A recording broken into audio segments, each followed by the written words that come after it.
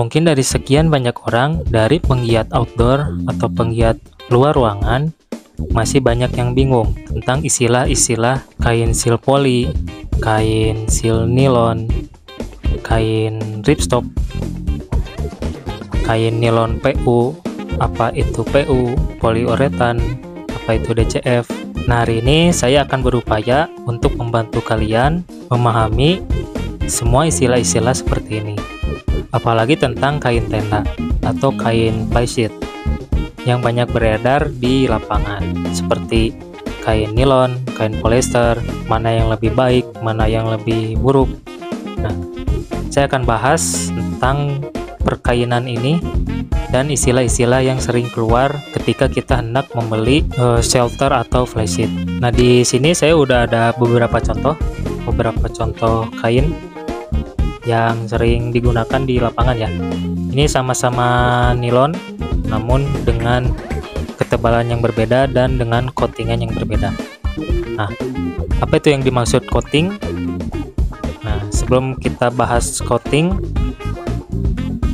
kita akan bahas dulu dari hal terkecil dari sebuah kain. Hal terkecil dari sebuah kain adalah yang biasa kita sebut dengan serat. Nah, serat ini adalah bahan terkecil atau bahan dasar dalam pembuatan kain, atau bisa disebut juga bahan baku dari pembuatan benang. Nah, serat ini dibagi menjadi dua. Ada serat buatan dan ada serat alami. Untuk serat buatan itu dibuat oleh manusia. Nah, contoh dari serat buatan itu adalah plastik,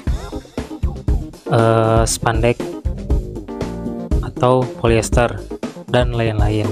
Pokoknya bahan-bahan yang terbuat dari bahan kimia itu dari serat buatan manusia. Tapi serat buatan manusia juga ada juga campuran dengan serat alami. Kedua itu serat alam. Serat alam adalah serat yang sudah tersedia di alam.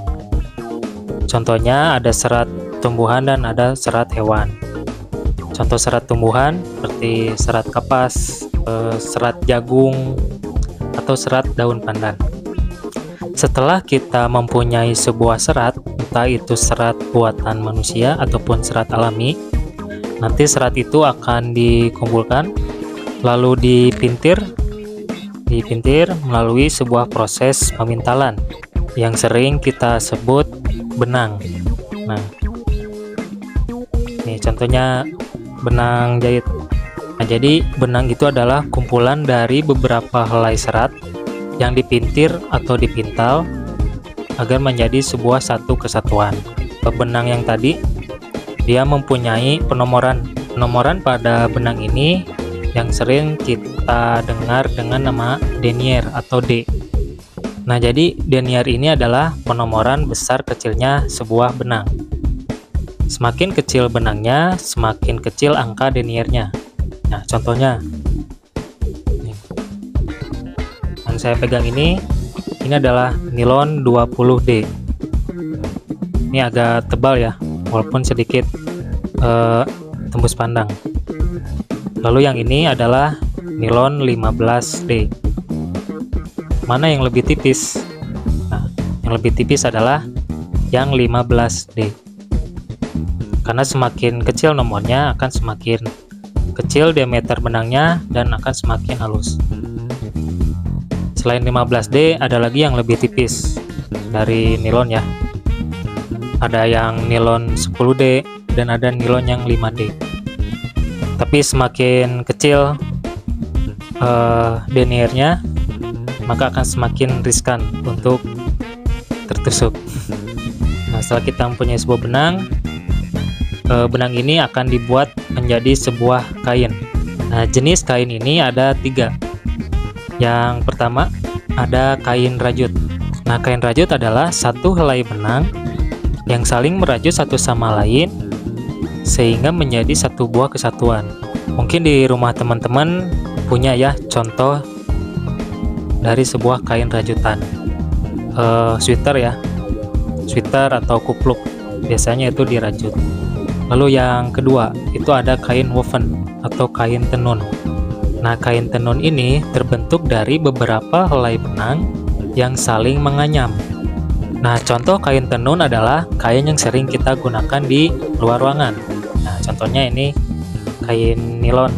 Nah, ini adalah contoh kain tenun. Nah, karena kain tenun ini dianyam, nah, ada sebuah teknik menebalkan anyaman baik secara vertikal ataupun horizontal. Biasanya kalau diraba itu terasa seperti garis kotak-kotak. Nah, biasanya kita menyebutnya ripstop. Nah, jadi ripstop itu bukan bahan kain, tapi salah satu teknik untuk mempertebal anyaman kain tenun. Bila kita raba, dia akan bertekstur seperti kotak-kotak atau garis-garis. Itu ripstop. Mungkin jika saya salah bisa komen di bawah ya, kita diskusi aja di kolom komentar. Lalu ada yang ketiga, yaitu kain non-woven. Jadi kain non-woven itu adalah kain yang tidak memerlukan benang. Karena tidak memerlukan benang, dia tidak ditenun dan tidak dirajut. Contohnya ada kain Dyneema atau DCF, atau kita sering menemukan masker. Ini sama kain non-woven ya. Jadi dia dari beberapa serat dikasih sebuah cairan biar dia saling mengikat dan berbentuk sebuah lembaran. Tapi kalau misalkan saya salah, kamu bisa komen juga di kolom komentar ya. Nah, setelah tahu jenis-jenis kain, sekarang kita udah tahu kain yang sering kita gunakan termasuk kain yang mana. Nah, ini berarti kain yang kita sering gunakan adalah termasuk kain tenun atau kain woven. Ataupun kalau kamu menemukan orang yang sudah pernah membawa tenda atau tap DCF, berarti dia berasal dari kain non-woven. Nah, setelah kita tahu serat, lalu kita tahu benang, kita tahu kain dengan jenisnya. Sekarang, apabila sudah dibentuk sebuah kain, kain itu akan diberi warna supaya lebih menarik ketika dilihat. Nah, setelah diberi warna, kain ini akan dilakukan proses finishing atau sering kita dengar istilah coating. Nah, coating ini adalah proses penyempurnaan sebuah kain. Apakah kain itu akan dibuat untuk tahan air? Apakah kain itu akan dibuat untuk tahan api? Apakah kain itu akan dibuat untuk tahan kerut dan lain-lain? Nah, disinilah kain akan disempurnakan dengan proses coating. Nah, dari beberapa contoh yang saya bawa, ini memiliki coating, ini memiliki coating, dan ini kain yang tidak mempunyai coating. Jadi di bagian luar maupun di bagian dalamnya tidak ada coating. Berarti bisa disebut juga kalau kain ini belum sempurna karena tidak terdapat coatingan. Hanya sebatas kain yang diberi warna. Jadi masih ada satu proses lagi yang bisa menyempurnakan kain ini. Kain stapsek dari Norgi ya, Norgi ataupun Yamitala sama. Jadi ada stapseknya yang tidak waterproof. Jadi kalau misalkan kena air ya basah, pasti tembus ke dalam. Ini adalah kain yang belum sempurna. Kalau ini sudah sempurna karena sudah di coating. Jadi udah ada tujuannya, apakah kain ini mau anti air atau tidak. Nah, ini adalah kain yang anti air ya. Nah, dalam proses coating ini kita akan fokus ke anti airnya dulu ya, karena coatingan anti air ini sering kita temukan di barang-barang outdoor atau gear kita sehari-hari. Nah, sebelum membahas coating atau lapisan penyempurna kain, kita akan bahas dulu antara nilon dan polyester. Karena coating itu adalah sebuah finishing di akhir, jadi kita akan bahas coatingannya di akhir video ini ya. Mungkin banyak teman-teman yang kebingungan antara memilih bahan kain nilon atau bahan kain polyester. Lebih baik mana nilon dengan polyester? Nah, sebetulnya kedua bahan ini sama saja. Cuman dua bahan ini mempunyai keunggulannya tersendiri. Contohnya di kain nilon. Kita akan membahas nilon dulu. Kain nilon ini lebih ringan dibandingkan kain polyester. Lalu harga kain nilon ini lebih mahal dari kain polyester. Nah, namun kekuatan tarikan dari kain nilon ini lebih kuat sedikit daripada kain polyester. Nah, itu adalah beberapa kelebihan dari kain nylon. Nah, ada juga kekurangan dari kain nylon. Yang pertama, dia gampang ngondoy. Nah, ini adalah sifat alami dari kain nylon. Jadi nylon itu kalau kita berada di suhu yang rendah, ataupun habis kena hujan, ataupun ketika kena air, kain nylon ini dia lebih banyak menyerap air, sehingga dia akan banyak menampung air kainnya, sehingga akan ngondoy. Itulah alasan kenapa nilon ngondoy ketika di suhu rendah, ataupun ketika kehujanan, ataupun ketika di pagi hari.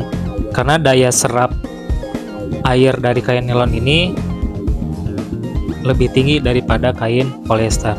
Lalu karena dia lebih banyak menyerap air, otomatis dia akan lebih lama kering daripada kain polyester. Lalu ketika dia terkena suhu yang tinggi, dia akan mengencang. Nah, contohnya seperti kita baru nyampe di tempat camping. Suhunya panas. Nah, ketika kita pasang tenda atau tarp berbahan nilon, dia akan kencang, jadi kelihatannya itu bagus. Cuman nanti kalau misalkan suhunya udah rendah atau kena hujan, dia akan ngondoy karena dia lebih banyak menyerap air dari kainnya ya. Lalu kita ke kain polyester. Nah, kain polyester ini kebalikannya dari kain nylon. Untuk beratnya, dia lebih berat daripada kain nylon, dan juga dia lebih kuat terhadap tekanan. Lalu untuk harga, dia lebih murah. Nah, untuk kekuatan tarikannya, dia lebih rendah daripada kain nylon. Nah, karena bahan polyester ini daya serap airnya lebih rendah dari kain nylon, maka dia akan lebih cepat kering. Setelah kita tahu kelebihan dan kekurangan dari nylon dan polyester, kita akan bahas tentang finishing dari coatingan kain ini. Di coatingan yang sering kita temui di lapangan nanti, biasanya ada dua. Ada coatingan silikon dan ada coatingan PU atau poliuretan. Nah, kita akan bahas dulu kain nylon dengan coatingan silikon. Untuk silikon, dia fungsi dasarnya adalah menolak air. Jadi biasanya dia akan di-coating atau dilapisi di bagian luar atau di bagian atas di sini. Nah, ciri-ciri selanjutnya dari coatingan silikon adalah dia licin. Sehingga kalau kita remas-remas, dia akan berisik. Contohnya kayak gini.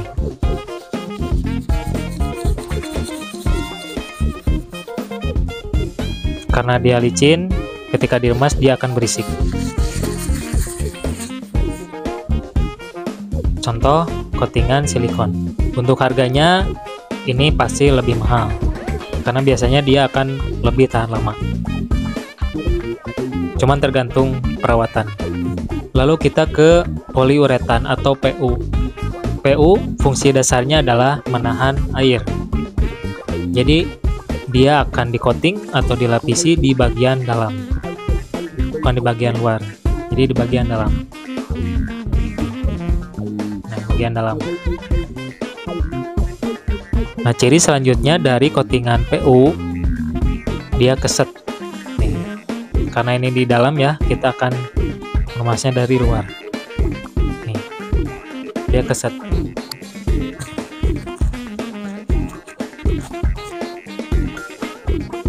Jadi dia tidak selicin dari kain silikon.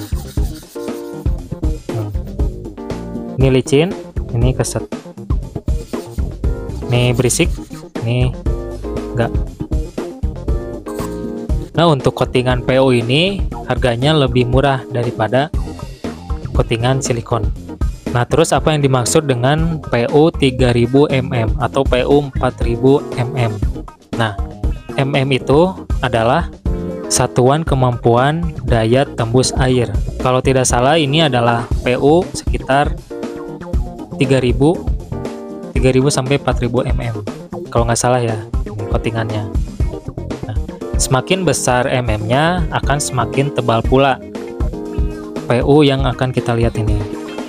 Ada yang lebih tebal lagi, ada yang 5000, ada yang 6000. Tapi untuk iklim di Indonesia 2000 sampai 3000 mm itu sudah cukup. Nah, lalu ada juga cara pembuktian lain apakah benar coatingan dari flysheet kita diberi coatingan silikon atau coatingan PU. Kita bisa membuktikannya dengan lakban. Nah, untuk coatingan silikon dia biasanya tidak akan menempel si lakban ini. Kita tempel ya.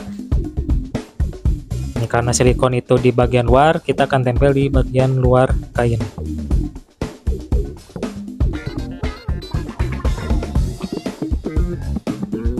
Kita goyang-goyangkan ya. Nah, dia nggak nempel. Tapi untuk PU dia akan menempel. Kita berikan dulu. Nah, kita akan tempel ya.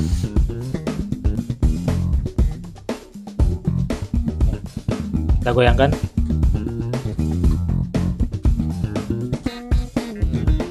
Dia masih nempel. Gak kayak tadi pas di silikon, dia nggak nempel.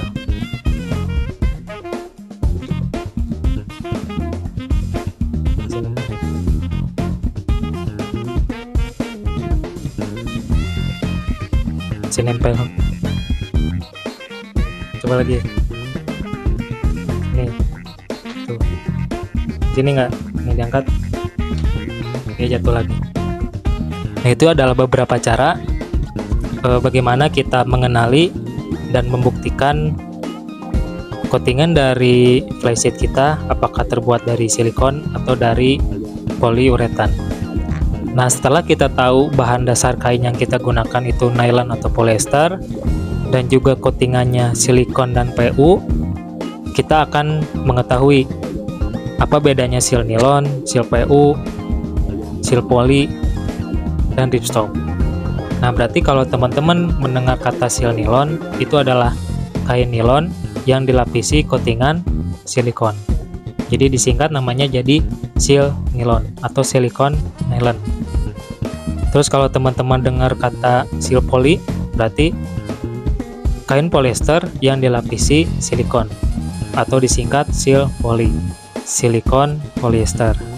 Terus kalau teman-teman dengar nilon PU, berarti kain nilon dengan lapisan coating PU atau poliuretan. Terus ada lagi polyester PU 3000 mm. Berarti kain polyester berlapiskan atau bercoating PU dengan ketebalan 3000 mm atau kekuatannya 3000 mm. Terus kalau dengar seal PU, berarti kain tersebut dilapisi silikon dan PU. Sekian pembahasan kali ini. Jangan lupa subscribe agar channel ini lebih berkembang. Jangan lupa follow juga Instagram dan TikTok kita di bawah ini. Terima kasih telah mendengarkan. NC.